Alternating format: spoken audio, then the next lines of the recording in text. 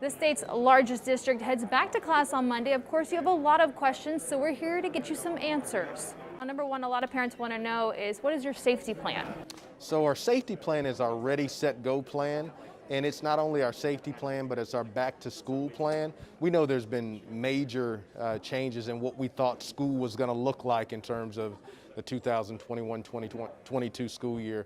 So we've developed in short order our Ready, Set, Go plan. It's on our website where you can pull up the PDF and take a close look at all of the modifications, changes, mitigation strategies that we're focusing on in the plan. We're proud of what we've done for the virtual options that we've provided as well, signing up for anything that you may need should be in that plan. So we strongly encourage people to take a look. We also encourage people to call us today.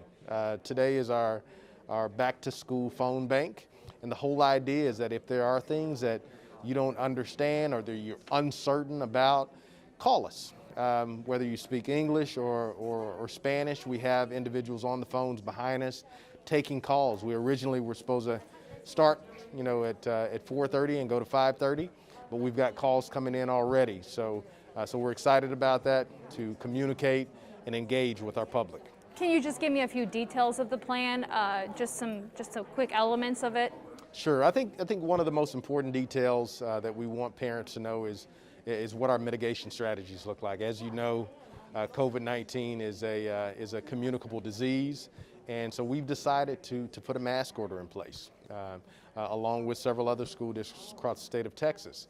That is something that we will expect not only in classrooms, inside of buildings, facilities, buses. There are also several other mitigation strategies to go along with that as well. We're utilizing electrostatic foggers in all of our buildings in the evening to ensure that we sanitize, utilizing hospital grade products. Of course, hand sanitizer, ensuring that schools have a safety fund to purchase other items as needed as well. So we get down to the detail in this plan that really provides even what we're going to do if there's a positive case in schools. Of course, originally there were plans at the state to not demand that school districts do mitigation, or not mitigation, but the idea of letting parents know in terms of when there's a positive case. But we've decided that we're going to contact trace. That's in the plan, what it will look like, how we'll handle it. We want to be as transparent as possible and make sure that parents understand our dashboard that's out there, when there is a case, what it looks like. So it's all in the plan, and we look forward to parents having questions and answering those questions. Can you tell me about your virtual academy? So we've actually have two virtual academies. We've had one for quite some time. It's our partnership with Texas Connections Academy, and we're one of very few school districts in the state of Texas that was grandfathered in to have a virtual academy. So that it's been in for quite some time. Over 8,000 students are in that virtual academy, and we'll be expanding it by about 2,000 students. That particular virtual academy is really 3rd through 12th grade.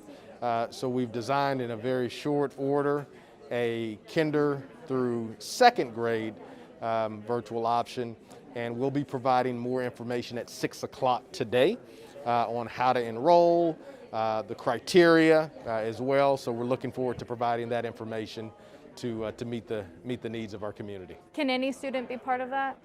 So again, at 6 o'clock, we'll be delivering the expectations of what that looks like. There will be some specifics that in terms of criteria that students have to meet in order to attend. It's not a free-for-all. And so what type of social and emotional support are you guys offering students during this year?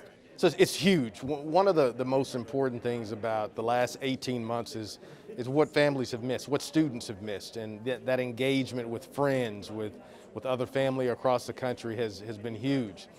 So the social and emotional supports that we'll be providing will be beyond what we've seen in the past. We're providing a a wraparound specialist, an individual that is really a connector that can ensure that they connect parents with the right resources, provide the references or whatever is needed for counseling. So we're proud that we've added a number of counselors to our campuses as well. So these wraparound services are going to be important to meeting the needs of our students and meeting them where they are. And what is the district doing about the teacher shortage? So this year has been an even more difficult year than any from a staffing standpoint. We were, I think, 350, 360 teachers short.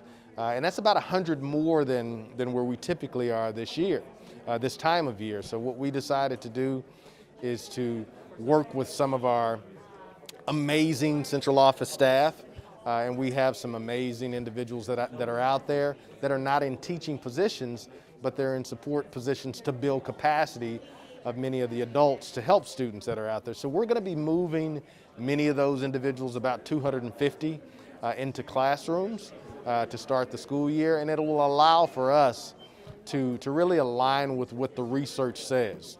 And the research tells us that, having a highly qualified individual in front of students can make a significant difference in terms of their overall performance and value-added growth. And how do you ensure COVID safety during lunch and breakfast?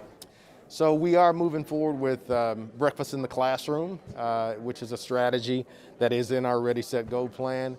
We also, for lunchtime, will be practicing some mitigation strategies. That will look a little bit different from school to school, depending on the size of the cafeteria, timing, but schools know what that looks like. They've developed those plans, and they'll be happy to share those plans with parents as well. And with the mask mandate, how does that come into play? I mean, I know you guys, there's obviously some pushback from the state. I mean, do you expect that to stay in place all year round?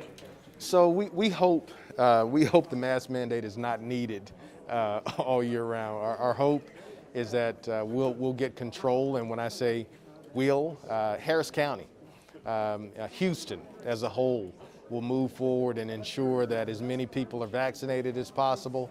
But until that time, we'll watch the data and ensure that we make the most informed decisions in accordance to the data. Right now, the data tells us that it's smartest to continue with the mask mandate, and that's what we'll do in the near. We have, and not only Texas Medical Center, but also the CDC, the American Academy of Pediatrics. We're consulting. I actually been in communication with the CEO at Texas Children's Hospital. So we're utilizing all data, all medical professionals. Just last night, I had an opportunity to do a town hall with the Houston Federation of Teachers. And along with myself on that panel were two medical professionals as well. And we had several questions from teachers and professionals around exactly what we've talked about. And I'm sorry, one more question. How will this school year look compared to last year? Number one, we're going to have more kids. Of course, we finished the school year with about 40% of our kids in our building. We're asking, as many of our kids as possible to get back to buildings and get back to some normalcy. I think what's different from last year is that we've learned in public education how to live through a pandemic, how to educate through a pandemic, and we're looking forward to doing that. If you still have questions, the district's Ready, Set, Go plan has a lot of answers. We'll put that on our website, khou.com.